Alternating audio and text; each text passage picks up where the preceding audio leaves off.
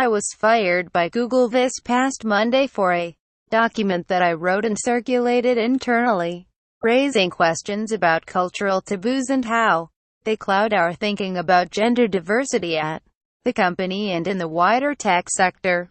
I suggested that at least some of the male-female disparity in tech could be attributed to biological differences, and yes, I said that bias against women was a factor too. Google Chief Executive Sundar Pichai declared that portions of my statement violated the company's code of conduct and crossed the line by advancing harmful gender stereotypes in our workplace. My 10-page document set out what I considered a reasoned, well-researched, good-faith argument. But as I wrote, the viewpoint I was putting forward is generally suppressed at Google because of the company's ideological echo chamber. My firing neatly confirms that point. How did Google, the company that hires the smartest people in the world, become so ideologically driven and intolerant of scientific debate and reasoned argument? We all have moral preferences and beliefs about how the world is and should be. Having these views challenged can be painful, so we tend to avoid people with differing values and to associate with those who share our values. This self-segregation has become much more potent in recent decades. We are more mobile and can sort ourselves into different communities. We wait longer to find and choose just the right mate, and we spend much of our time in a digital world personalized to fit our views. Google is a particularly intense echo chamber because it is in the middle of Silicon Valley and is so life-encompassing as a place to work. With free food, internal meme boards, and weekly company-wide meetings, Google becomes a huge part of its employees' lives. Some even live on campus.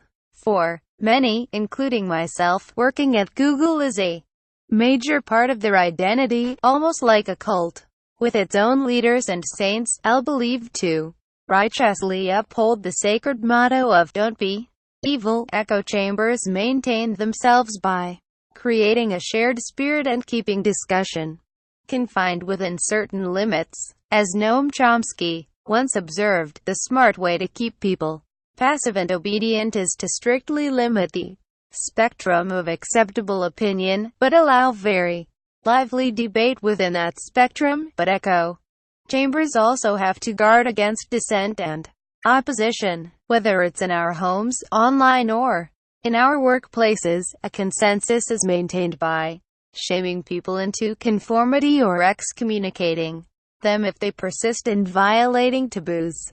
Public shaming serves not only to display the virtue of those doing the shaming but also warns others that the same punishment awaits them if they don't conform. In my document, I committed heresy against the Google creed by stating that not all disparities between men and women that we see in the world are the result of discriminatory treatment. When I first circulated the document about a month ago to our diversity groups and individuals at Google, there was no outcry or charge of misogyny. I engaged in reasoned discussion with some of my peers on these issues, but mostly I was ignored. Everything changed when the document went viral within the company and the wider tech world. Those most zealously committed to the diversity creed, that all differences in outcome are due to differential treatment and all people are inherently the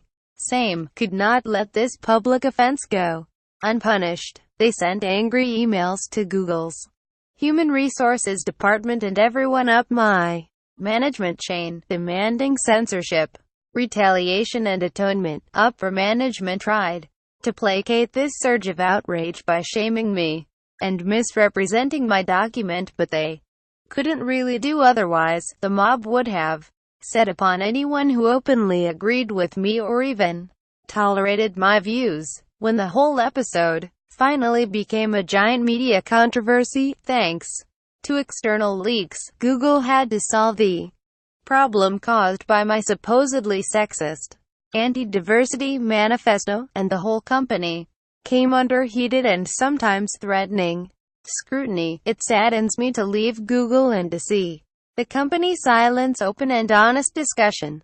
If Google continues to ignore the very real issues raised by its diversity policies and corporate culture, it will be walking blind into the future, unable to meet the needs of its remarkable employees and sure to disappoint its billions of users.